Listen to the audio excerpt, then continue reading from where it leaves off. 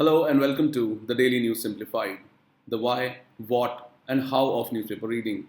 Today we will discuss the daily edition of The Hindu newspaper dated 12th May 2018. So let's start.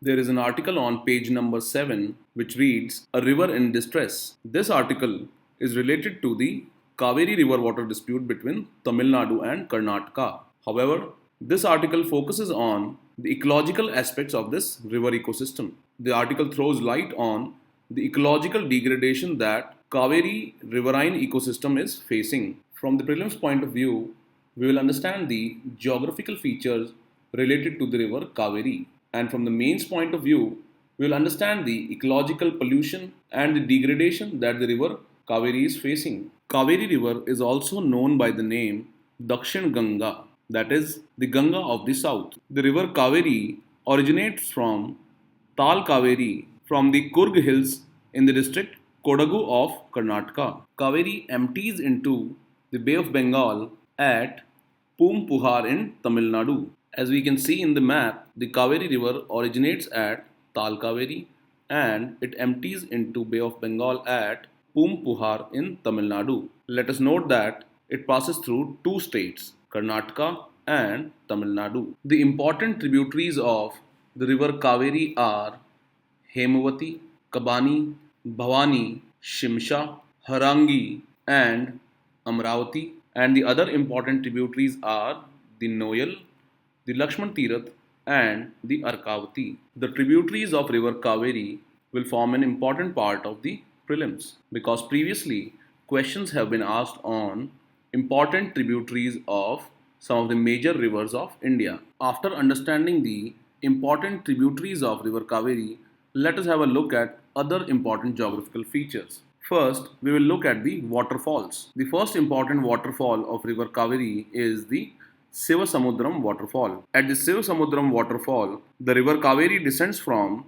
southern Karnataka plateau into the Tamil Nadu plains. The other important waterfall of river Cauvery is the Hogenakkal waterfall. Now we will understand one of the unique facts related to the river Cauvery. So one of the unique aspect of river Cauvery is that the upper catchment receives rainfall from the southwest monsoons while the lower catchment receives rainfall from the retreating monsoon. That is, the lower catchment receives rainfall in winters in the state of Tamil Nadu. The Ranganthittu bird sanctuary is also based on the river Cauvery. Now let us understand one historical fact related to Cauvery river. Cauvery Pattanam, the capital of Chola dynasty, is also located on the river Cauvery. From prelims point of view, we have learned that Cauvery is also known as Dakshin Ganga. It originates at Tal Cauvery in the Kurg hills in Karnataka and it empties into the Bay of Bengal at Pumpuhar in Tamil Nadu. Further, we have learned about the important tributaries of Cauvery. The famous waterfalls that are present on the river Cauvery are Shivasamudram Falls and the Hogenakkal Falls. We also learned about a unique aspect of the river Cauvery, that is, the upper catchment of this river receives rainfall from the southwest monsoons in the summer, while the lower catchment receives rainfall in the retreating monsoon in the winters in Tamil Nadu. A famous bird sanctuary that is based on Cauvery is the Ranganthittu, and the historical city of Cauvery Pattanam is also located on the river Cauvery. Now, from mains point of view, we will understand the ecological issues related to the Cauvery riverine ecosystem. The article says that a rise in temperature is being witnessed.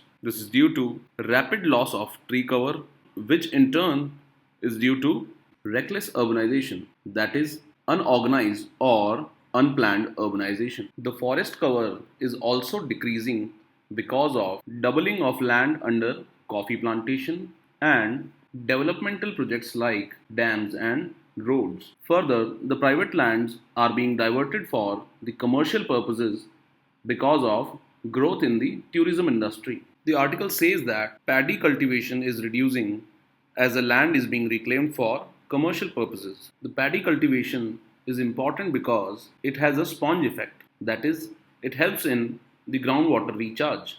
Cash crops like coffee plantation and sugarcane cultivation require groundwater for irrigation. This leads to The lowering of water table. Another issue, unregulated sand mining has led to widening of the course of river in the upper reaches of the Cauvery. This has led to a reduced flow of river. So the important ecological issues that Cauvery riverine ecosystem is facing are rise in temperature because of tree cover loss, which in turn is due to reckless or unregulated urbanization. The forest cover in the Cauvery ecosystem is reducing because of doubling of the coffee plantation lands and developmental projects. Further, private lands are being diverted for commercial purposes due to growth in the tourism industry. Paddy cultivation, which is known for its sponge effect, which helps in groundwater recharge, is also reducing. This is because the paddy lands are being reclaimed for commercial purposes. Further, water guzzling crops like the coffee plantation and sugar cultivation have led to a decrease in the water table. Unregulated sand mining is another issue which has led to a reduced flow of the river. Now we will look at the various causes of pollution in the river Cauvery. The first reason for increase in pollution is that the reduced flow of river has led to an increase in the pollution. This is because the reduced flow decreases the natural cleansing capacity of the river. Another major source of pollution in the river Cauvery is the pesticide runoff from the agricultural lands. The river is also polluted because of the municipal discharge from various cities located on the river Cauvery. Industrial discharge is also a main source of pollution for the river Cauvery. The Noyal River, which is a tributary of Cauvery, is polluted by textile mills based in the Tirupur, which is a famous textile export center. The article concludes by saying that, as per the Supreme Court directive, a Cauvery Management Board should be constituted at the earliest. Also, the issue of groundwater recharge should be added in the mandate of this board. Under this topic, we have learned the basic geographical features associated with the river Cauvery. Also, we have learned the important tributaries of the river Cauvery. Further, we have understood the unique aspect of the river Cauvery and learned about the famous waterfalls on the river Cauvery. We have also learned about a historical city related to the river Cauvery. In the end, we understood the ecological issues associated with the Cauvery riverine ecosystem. Now let us understand why is this topic important. In the year 2017, a question was asked on the various geographical aspects of the river Teesta. Also, in the year 2016, important tributaries of river Brahmaputras were asked. Further, in year 2013, in the mains examination, a question was asked on taking river Ganges as an example, discuss the strategies which may be adopted for river water pollution control and management. So under this topic, we have learned the various geographical aspects of Cauvery and the various ecological and pollution related problems related to the river Cauvery. With this, let us move on to the next article. There is an article on page number 5 which reads, "Set up sexual harassment probe panels in courts, says the Supreme Court." In this news, the Supreme Court has asked the Chief Justices of High Courts to set up committees for anti-sexual harassment at workplace in High Courts and the District Courts within 2 months. As per Chief Justice of India, these committees shall be constituted under the provisions of Sexual Harassment of Women at Workplace, Prevention, Prohibition and Redressal Act of 2013 and the Vishaka Case Guidelines. So this topic falls under General Studies Paper 2 under the topic Laws constituted for the protection and betterment of these vulnerable sections. So let us understand the key aspects of the Sexual Harassment of Women at Workplace Act of 2013. As per the Act, the sexual harassment includes any one or more of the following unwelcome acts or behavior either directly or by implications. These include, first, physical contact and advances. Second, a demand or request for sexual favors. Third, making sexually colored remarks.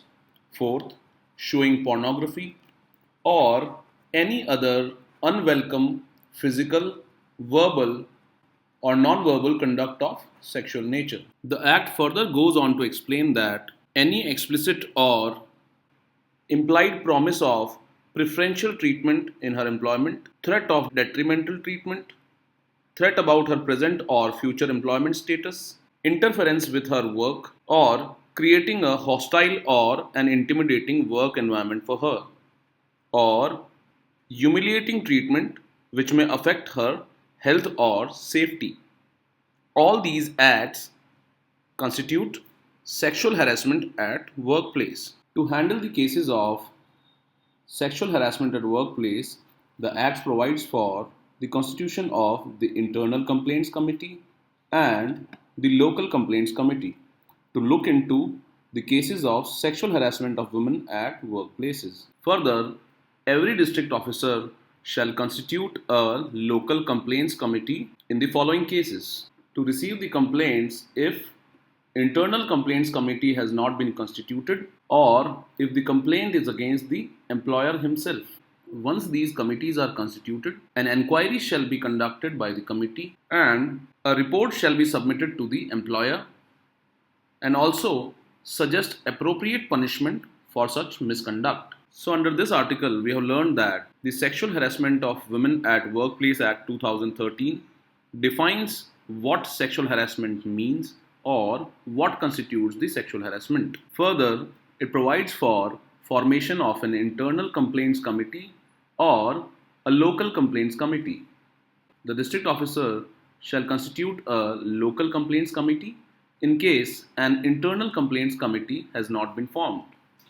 Further, this committee will inquire into the case of sexual harassment and submit a report to the employer. Also, it will suggest the appropriate punishment for the misconduct. With this, let us move on to the next article. There is an article on page number 18 which reads US cancels carbon monitoring project. This news article is related to NASA's carbon monitoring system.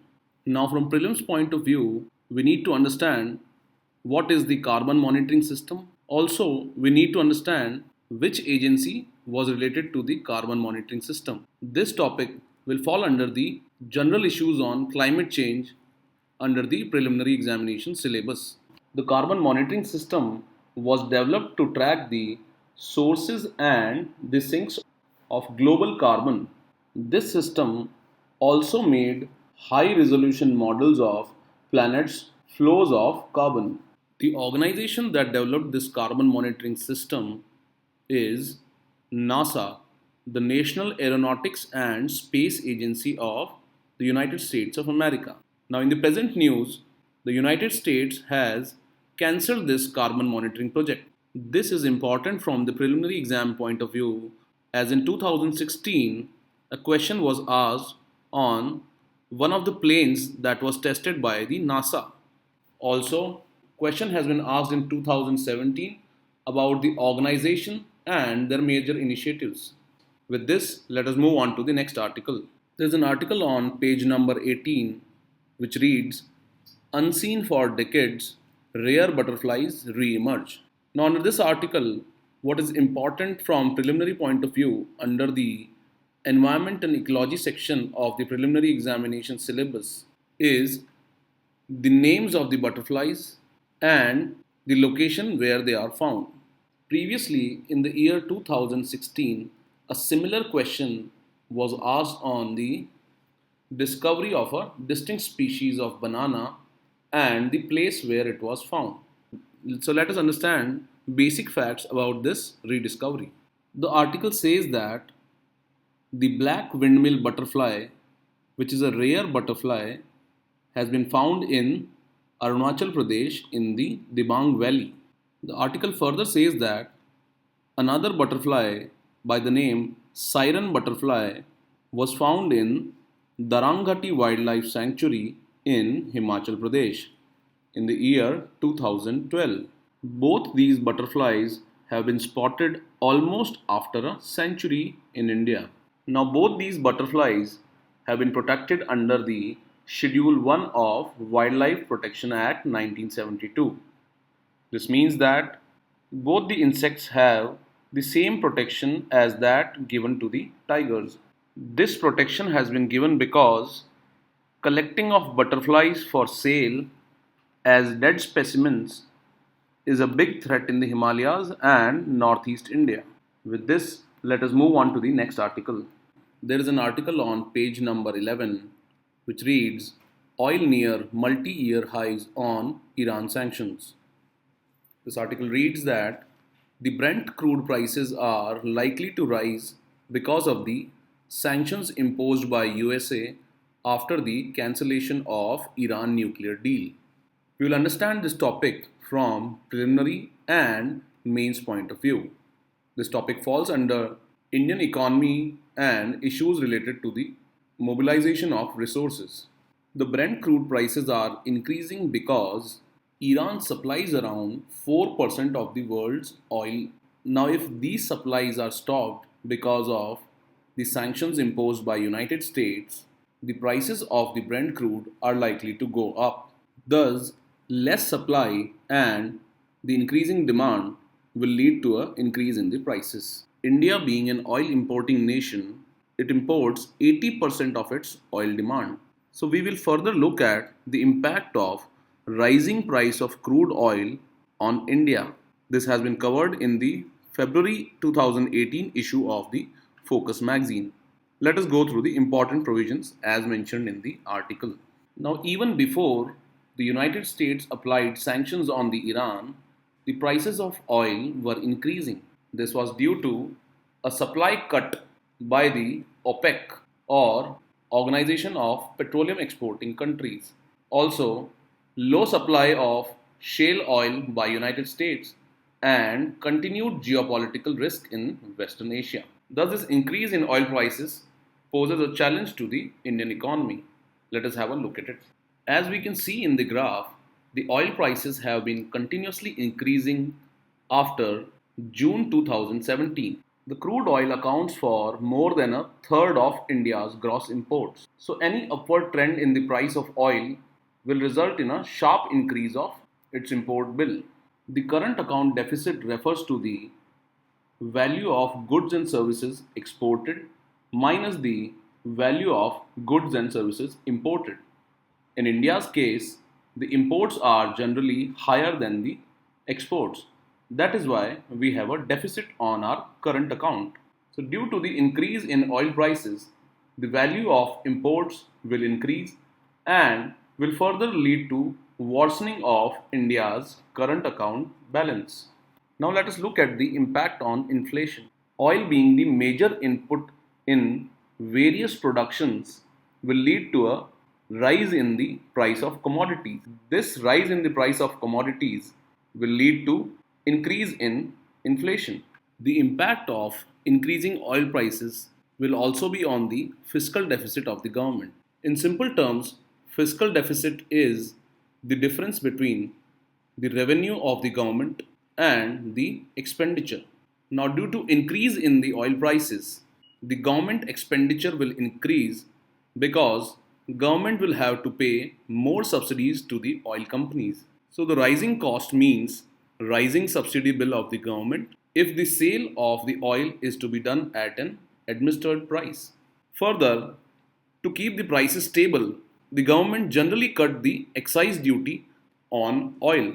This impacts the revenue collection, that is, the revenue will decrease. This will also contribute to the fiscal deficit. Thus, the increase in oil prices will lead to an increase in the fiscal deficit.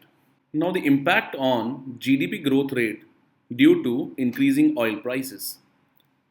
Due to the increasing oil prices, the government revenue decreases and this leads to a decrease in the investments by the government. Thus, the decreased government spending along with increase in inflation will lead to a decrease in GDP growth rate.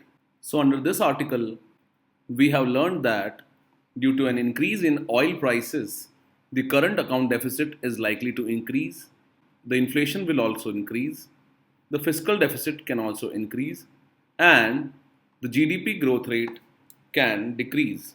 With this, let us move on to the next article. There is an article on page number 6 which reads, A Time to Think Fast.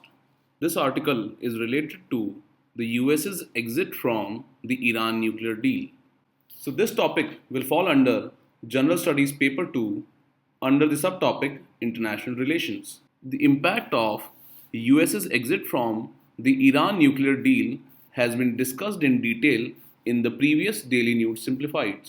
So we will only look at the important points that come up from this article.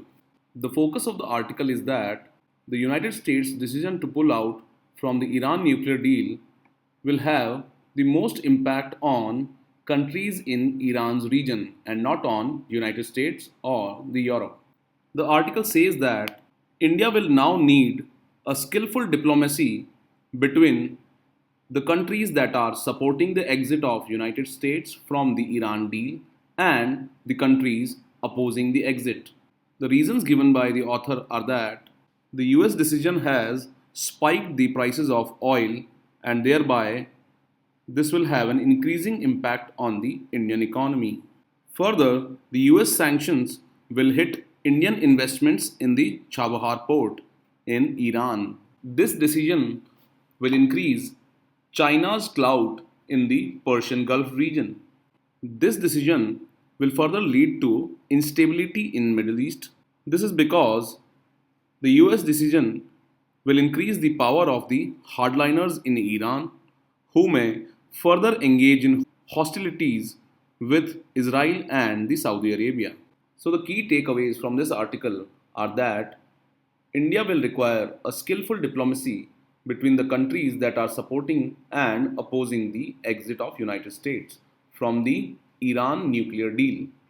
Further, the exit of United States will lead to an increase in oil prices and it will impact the Indian economy adversely.